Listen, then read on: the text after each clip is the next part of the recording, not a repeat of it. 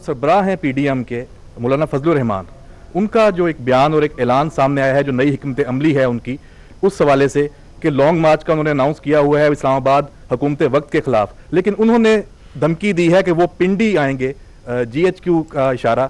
तो आप इस हवाले से क्या कहेंगे? मैं इस हवाले से मतलब मुझे उसकी कोई वजह नज़र नहीं आती पिंडी आने की, और अगर इफ एट ऑल वो आना चाहते हैं तो हम इंशाल्लाह उनको चाय पानी पिलाएंगे, अच्छा उनको लुक आफ्टर करेंगे, इससे ज़्यादा मैं क्या कह सकता हूँ।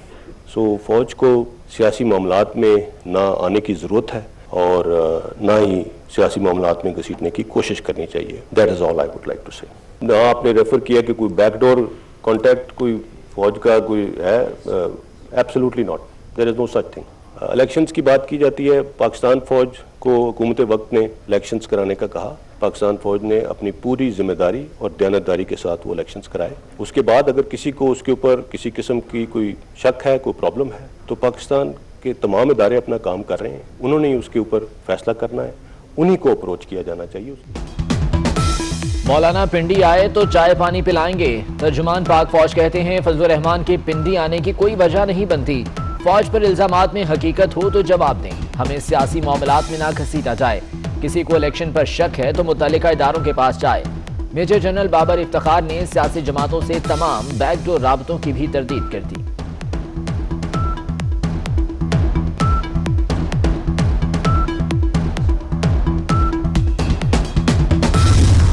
ऐसे हुक्मरानों को सहारा देना बड़ा जुर्म है, नाजायज और नालायक हुकूमत का खात्मा करेंगे। मौलाना फजलुर रहमान का मालाकंड में पीडीएम जलसे से खिताब, कहते हैं एस्टेब्लिशमेंट वाज़ेह करे गैर जानिबदार है या इमरान खान के साथ। मुल्क की मईशत बियाती की तरह तबाह हो गई है। कौम को झूठ बोला कि शहीदों के खानदान से मिलने गया हूं।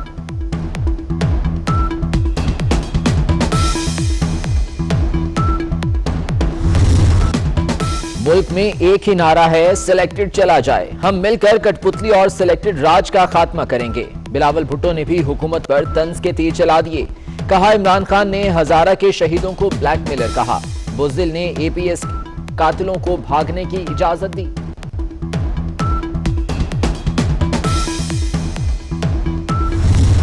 मुल्क तरक्की क्यों नहीं कर रहा, वजीर आजम ने वजह बता दी। कहा मुल्क में टैक्स कम इकट्ठा होता है। 22 करोड़ आबादी में सिर्फ 20 लाख अफराद टैक्स देते हैं। इन हालात में मुल्क की तामीर और तरक्की पर ज्यादा खर्च नहीं कर सकते।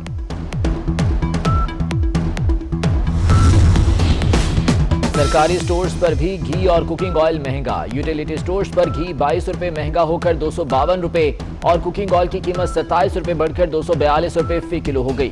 लाहौर, कराची और रावलपिंडी समेत कई शहरों में चीनी 100 रुपए फी किलो में फरोख्त होने लगी।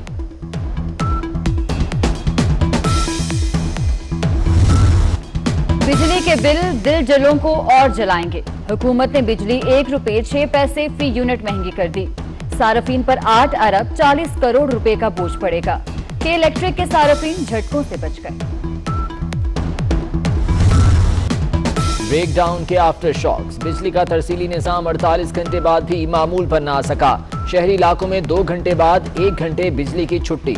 देही इलाकों में बिजली की कई घंटे बंदिश।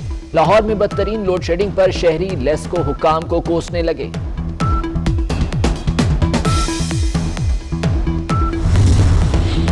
हफ्ते की रात मुल्क अंधेरे में कैसे डूबा, नेपरा भी आज नींद से जाग गई। मुल्क गिर ब्लैकआउट का नोटिस ले लिया। हाई पावर तहकीकाती कमेटी तश्कील देने का फैसला। कमेटी ब्लैकआउट की वजूहात और हकाइक का जायजा लेगी।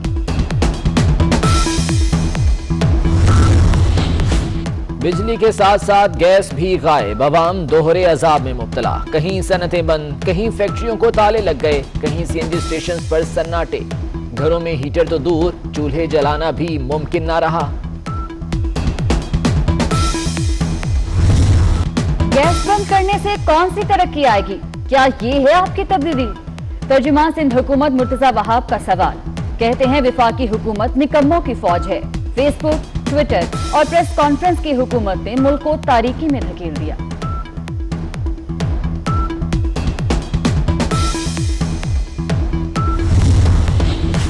वज़ीर आज़म से army chief general Qamar Javed Bajwa की मुलाकात। कौमी सलामती की सूरत हाल पर तबादला ख्याल। सानहे मच के जिम्मेदारों को इंसाफ के कटहरे में लाने का आज़म। मुलाकात में डीजी ISI भी शरीक थे। सिराजुल हक की हुकूमती पॉलिसीज पर सख्त तनकीद। कहते हैं हुकूमत ने अवाम को क्रैकडाउन, लॉकडाउन और ब्रेकडाउन के तहफ़ दिए। करप्शन के खिलाफ मुहिम के नाम पर एकतरफा तमाशा जारी है। अवाम जुल्म के निजाम से छुटकारा चाहते हैं।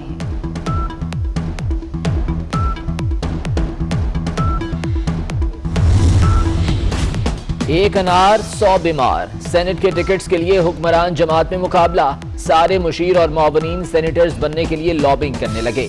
मलिक अमीन असलम, अब्दुल रज़ाक दाऊद, बाबर आवान, सैफुल्लाह नियाजी और एजाज चौधरी का दिल मचलने लगा। फिरदौस आशिक अवान और शहजाद अकबर ने भी घोड़े दौड़ा दिए।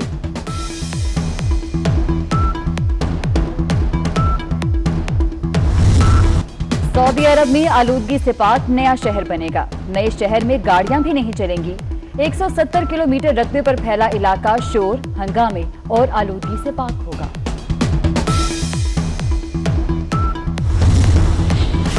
बलूचिस्तान की यकबस्ता हवाओं से कराची में भी शदीद सर्दी। कराची में मुसलसल चौथे रोज दर्जा हरारत 6 डिग्री सेंटीग्रेड रिकॉर्ड।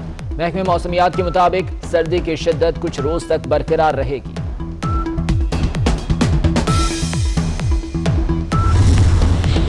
धुंध में बादल भी गुम। मुल्क भर में कल भी मौसम सर्द और खुश्क रहने की पेशगोई। लाहौर समेत पंजाब के मैदानी इलाके शदीद धुंध की लपेट में रहेंगे।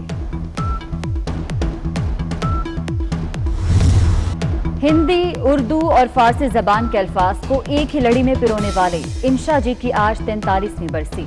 इब्ने इंशा ने नसर लिखी तो कमाल कर दिया, गजल लिखी तो दिल दिया।